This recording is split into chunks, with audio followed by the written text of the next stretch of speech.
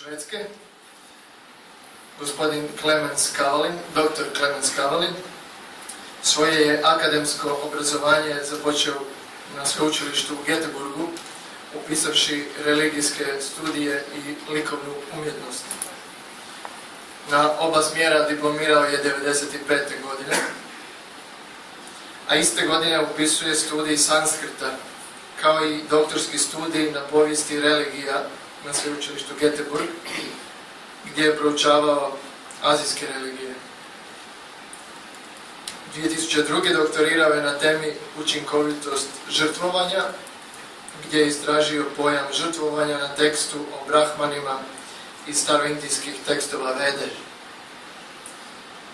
Između 2003. i 2006. radio je kao docent na sveučilištu Bergen u Norveškoj na povijesti religija. Nakon toga vratio se na sveučilište u Gothenburg, gdje je nastavio baviti se područjem svojeg doktorata. 2013. izdao je knjigu Rituali, a trenutno radi na knjizi biografije poznatog kanadskog pisca i umjetnika Michaela O'Briena, kao i na projektu analize religijske poduke u Indiji. Tijekom jeseni 2013. pohađao je semestar na Haverford College u Sjedinjenim Američkim Državama. Prošle godine dr. Cavallin je nakon gotovo 15-godišnjeg intenzivnog bavljenja akademskim radom počeo se baviti i slikarstvom.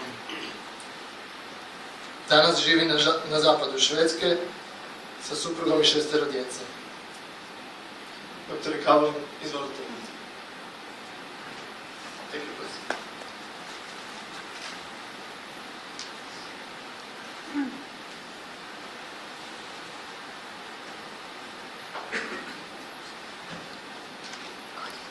Thank you very much for that presentation, and I must just add that I began painting much earlier. I actually went to art school at the same time as I did my studies at the University of Gothenburg. And I'm very much grateful for being invited by Vidovic to this conference to give some perspective, some views from Sweden. Sweden has a reputation of being one of the most irreligious countries in the world. This is not mere slander, as in a recent poll, only 19% of the almost 10 million Swedish citizens said they were religious persons, while 59% said they were not, and 17% claimed to be convinced atheists. To put this into perspective, you should know that the global average for considering yourself a religious person is 60%, and that Croatians are closer to the golden mean, as in 2010, 70% maintained that religion was an important part of their life. In the same way, people in Sweden distinguish themselves by espousing liberal values. The ideal is an ideological consensus, slowly becoming ever more liberal, enlightened, and emancipatory, managed by the state and implemented, for example, in schools or by the church. A good indicator of the Swedish ideological climate is the latest World Values Survey chart, which has two axes. One is traditional versus secular rational values, and the other is survival versus self-expression values. The countries mostly influenced by Lutheranism are all present in the upper right corner, with Sweden as the most extreme case, combining the level of secular rationality of Japan with the self-expression value of Canada. Croatia, on the other hand, is right in the middle of the value chart, the voice of moderation, if you like. As Sweden ideologically occupies an extreme position in global comparison, almost all immigration nudged Sweden towards the middle, towards a more Croatian position, we could say. The religious groups that have grown the most through immigration is the Catholic Church, Orthodox Christianity and Islam, which now have at least between 1 and 200,000 members each. There are also a number of evangelical and Pentecostal churches and sects that together have almost 500,000 members. After a period of decline, the situation looks somewhat brighter for them, mainly due to new immigrant parishes in the larger cities. Still, the majority of Swedes belong to the Church of Sweden, the old Lutheran state church, but it is in a process of inevitable decline. In 1972, 95% of the population were members. In 2015, it was down to 63%. And of those, only approximately 2 to 3% go to Sunday services every week. The church loses approximately 1% of its members each year, and immigration is of no help, as there are very few Lutherans fleeing to Sweden. When it comes to religious enthusiasm and identity, Sweden is thus the opposite of Croatia, which is close to the global average. In Sweden, only a small minority is religious, while in Croatia it is those without religious attachment who constitute the minority. Sweden is therefore an interesting, pioneering modernist experiment, showcasing where the combination of low religiosity and high levels of emancipative values might lead. After this brief characterization of the Swedish religious landscape, it might be interesting for you to gain a more detailed understanding of the present Swedish situation and its prehistory, but that could easily degenerate into a catalogue of strange facts, making you think, oh my, those Swedes are really strange. Instead, I think it's more interesting to probe what I would like to call the cracks in the edifice, to look at the social, religious and political challenges that are presently putting pressure on the secularist consensus model to the point of bursting. In other words, I would like to gaze into the turbid crystal ball of the future and at the same time learn something about the present.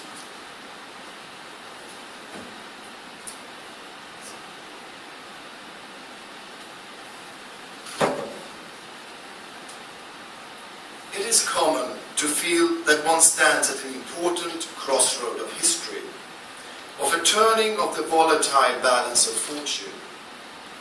It is, in a sense, the nature of time itself one then senses, and with it one's own responsibility. Every moment contains a decisive choice between alternative possible worlds. Nevertheless, at certain points, an era is really closed and something new opens up. We who are somewhat older remember the death of Soviet communism and the repercussions of that unexpected event. There is a clear before and after the fall of the Iron Curtain, at least in Europe. And it's not surprising when the socialist totalitarian regimes fell one after the other, as it were by their own inherent weaknesses, that many saw the new era dawning as one of liberalism and freedom.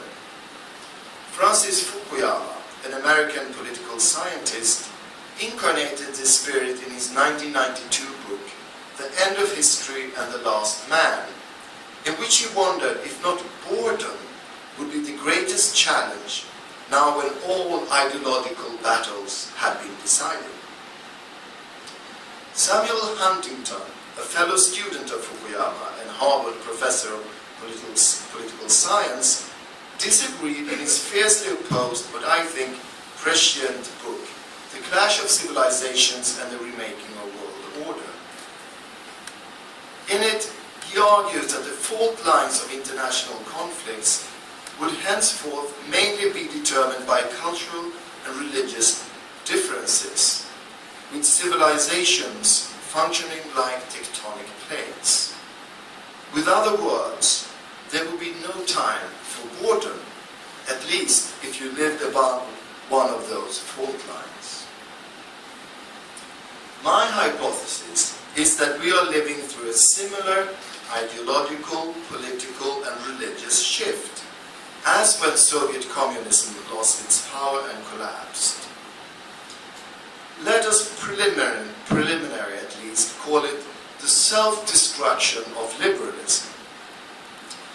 At the same time as the dominant liberal ideology underlying the present political and religious consensus, for example in Sweden, by an integral logic presses to ever more extreme cases of freedom. Freedom from truth, freedom from the physical body, freedom from life, and so on. Signs have begun to appear which makes me wonder if it will stand the test of the present civilizational crisis. Increasingly, emancipation and empowerment are coming into sharp conflict with other central values of liberalism, as, for example, freedom of speech and freedom of religion, tolerance and non-discrimination. These internal contradictions are brought out in the open, often in bizarre ways, by the force of the present stress test of Europe, that is, mass immigration from mostly Muslim-majority countries. For example, as in the recent spectacle of police officers ordering women to undress on French beaches. The combination of an internal contradiction of values, the so-called liberal dilemma, and external pressure is leading to what I would like to call a liberal neurosis, which is increasing in strength with the radicalization of the ideal and practices of emancipation. The moving liberal frontier, including ever new freedoms, is also disconnecting the West from its Christian origins in a more thorough and definitive way, which makes its value foundation increasingly purely modern. The secular Western societies cannot therefore any longer suppose or fall back on a diffuse set of Christian values. They will have to live according to the principles of modernity, for good or bad. The contradictions inherent in liberalism and basically modernity will therefore manifest themselves with greater force and in purer forms. The most likely solution when this liberal neurosis reaches a certain critical magnitude is that freedom will have to be given up or radically restricted to make place for a mandatory ideal of emancipation, which will be enforced in accordance with the maxim, "You must be free." I think this anti-Christian and totalitarian nature of modern freedom will become more apparent to Christians when they will have to share the stage not only with Jews, Hindus, Muslims and Buddhists, but also Satanists, who are guided by extreme forms of emancipation, that extreme form of emancipation from God himself. At that point, Christians who have internalized liberal principles will have to suffer a liberal neurosis of their own and face a fundamental choice. Does religious freedom include all forms of religion, even Satanism, or only nice religions? And who decides who are nice? With other words, we are entering a time when the secular liberal canopy, supposed to harbor radical pluralism, a truly multicultural society, will not any longer provide space for a large spectrum of religious and political positions. It will be obvious that such generosity would involve grave self-destructive contradictions. Therefore, many will come to think that our values must be enforced.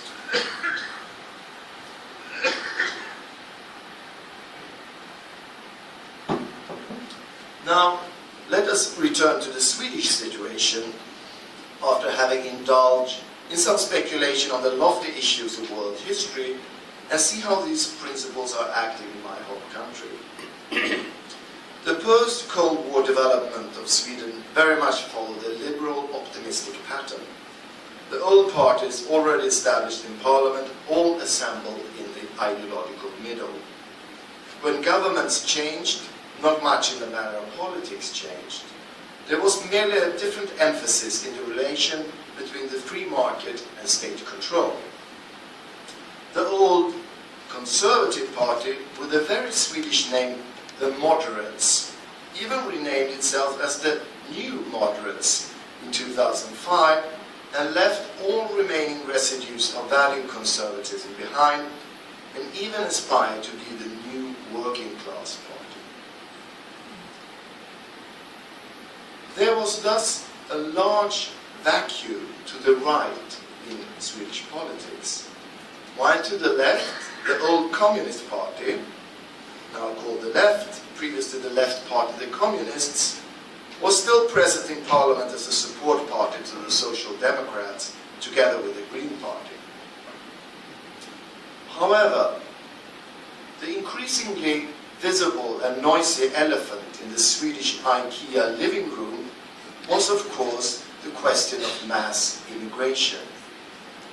In the election campaign of 2014, the centre-right government went to the ballots on the promise of more or less open borders to refugees. The Prime Minister Fredrik Reinfeldt of the New Moderates held an important election speech named "Open Your Hearts," in which he appealed to the Swedish people to open their hearts and welcome those who were fleeing from oppression. He wanted the Swedes to show tolerance, he said, but added that it would carry an economic cost. In the previous election of 2010, the Sweden Democrats, a nationalist party, obsessively focused on limiting immigration and accused of racism by the other parties, had gained nearly 6% of the votes. There was thus a growing threat to the consensus. An alternative had appeared for those dissatisfied with the status quo. To the disappointment of the Prime Minister, not all Swedish hearts were open to mass immigration.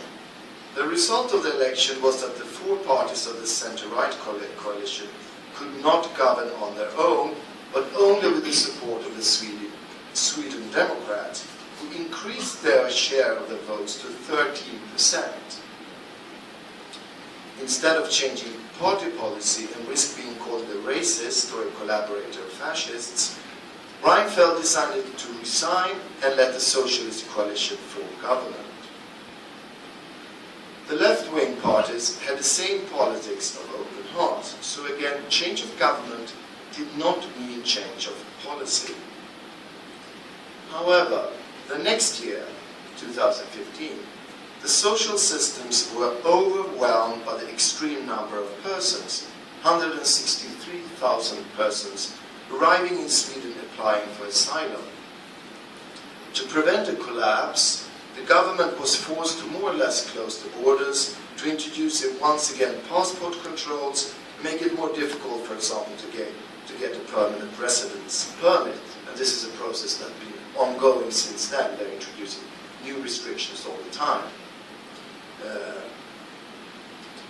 The U-turn of the left government in relation to immigration came with an ideological price, which we have not seen the full results of yet. One of the two party leaders of the Greens actually cried on television because this hardness of heart now being policy, and later she had to resign.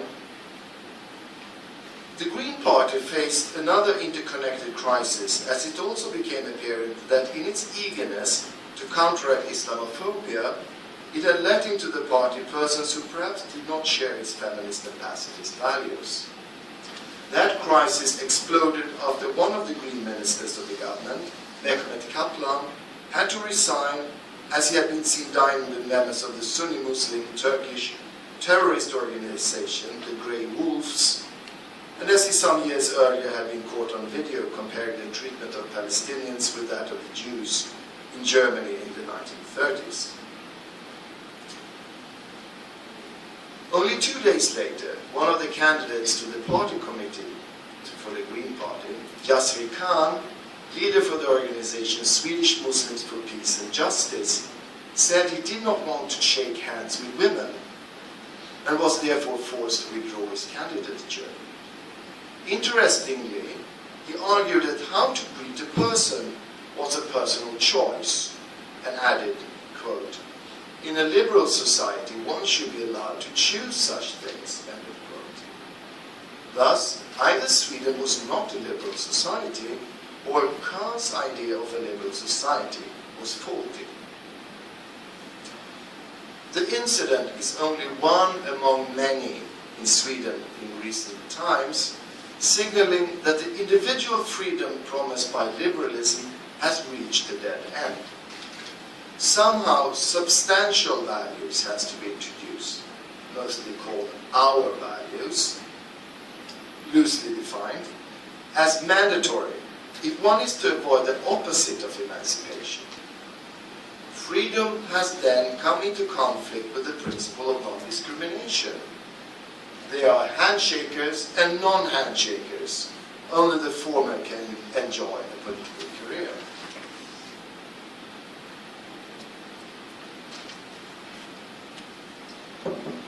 Looking deeper into the crystal ball, I see a future development where nationalists, like the Sweden Democrats and liberals, join forces. For liberals, the emancipatory project will prove to be more important than the principle of individual freedom. If necessary, force and coercion will be used to ensure freedom. Otherwise, freedom of religion and freedom of expression will lead to the end of liberalism itself. The main foe of this united front of liberalism and nationalism will be Islam, but also all illiberal forms of Christianity. Laws and regulations will equally apply to both. One example in Sweden is 2 recent suggestions by Jan Björklund, the party leader of the Liberal Party. First, he said that the Sweden Democrats should be allowed to be present when the government invites the opposition parties to discussions across the political divide of left and right, which they have not been. Second, he said that no more religious schools should be allowed to start, and those already functioning should not be allowed to expand. Because he argued, many newly arrived immigrant children come from countries with a totally different view on equality, imbued with patriarchal values according to which men are considered superior to women. It seems that some conservatives, in their fear of Islam, will join this camp as well. One hint of this can be found in Roger Scruton's latest book, How to be a Conservative, in which he insists on the secularization principle and at the same time on the value of the Christian heritage of the West. This points to the central place of liberal values in its form of conservatism, and he thus has to suffer the liberal neurosis as well. You cannot nurture the heritage of Christendom at the level of society and at the same time apply a strict principle of secularization. In the case of Scruton, it leads to a kind of tragic pathos, through which he helplessly sees the old world melt away, symbolized by the Anglican Church. I have great sympathy for his stance, for example, to preserve beauty and further the organic growth of society, but it seems too weak in its principle inevitable decline. To the dynamics of liberal self-contradiction, I think we need to add another perspective, namely that of civilizational decline and collapse. Taking my cue from David P. Goldman's book, How Civilizations Die and Why Islam is Dying Too, I see the situation of mass immigration into Europe as the interlocking of two dying civilizations. Besides the ideological contradiction at the heart of the secular West, there is also the social disruption caused by extreme low birth rates. Europe is like a giant low-pressure system sucking people into its territory. When, as in Italy and Germany, the birth rate is around 1.3 births for each woman, the social system is not self-sustainable. And this applies to the whole of Western civilization in varying degrees. But the Muslim civilization is going through a similar development, which involves a tension between statehood and the claims of religion, resulting in a number of failed states, but also demographic problems. In countries like Turkey, there have been a dramatic drop in birth rate from around 6 children for each woman in 1960 to close to 2 presently, while in Syria have gone from 7 to 3, at least before the war, and Iran has dropped from 7 to 1.7, really dramatic drop. The West, due to its unsustainable birth rates, have to import people, which it still can do due to failing Muslim states and a higher degree of living standard in the West. The result is two civilizations interlocked as dying galaxies, where one by its greater mass is sucking the suns and planets from the other. This interconnection and movement across borders will lead to that the civilizational fault lines will run like cracks in a dried out riverbed, crisscrossing national and local borders, creating small islands of communities at best, rather than opposing continents as Huntington imagined them. Now I'm coming to the end, so close soon. To sum up, by using Sweden as a test case, we can see that the internal contradictions between freedom and emancipation within the liberal socialist consensus is giving birth to a new totalitarian framework in which opposition or critique of emancipation is not tolerated.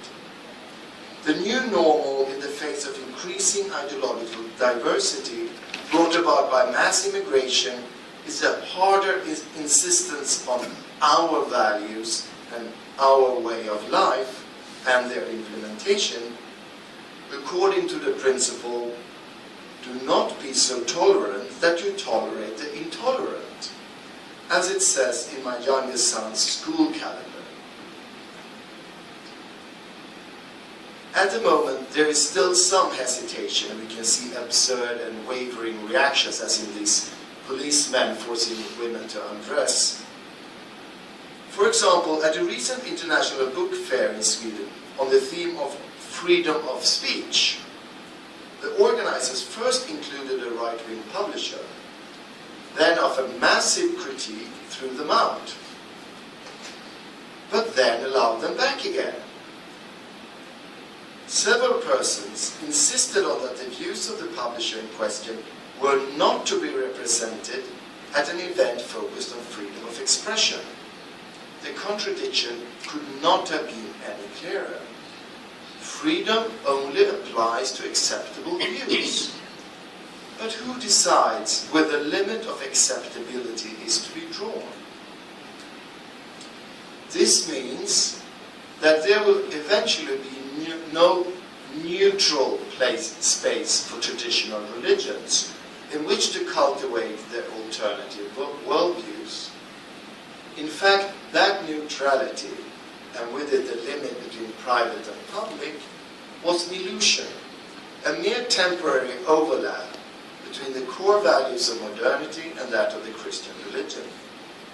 with increasing de-Christianization and simultaneous radicalization of the ideal of the emancipated individual, that overlap is fast disappearing.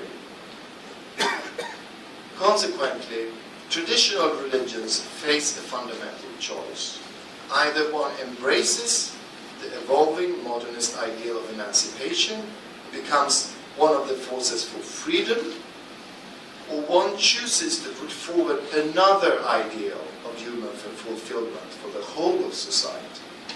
For example, a Christian model of sanctity or a Muslim ideal of religious submission, and face the consequences. Thank you very much for your attention.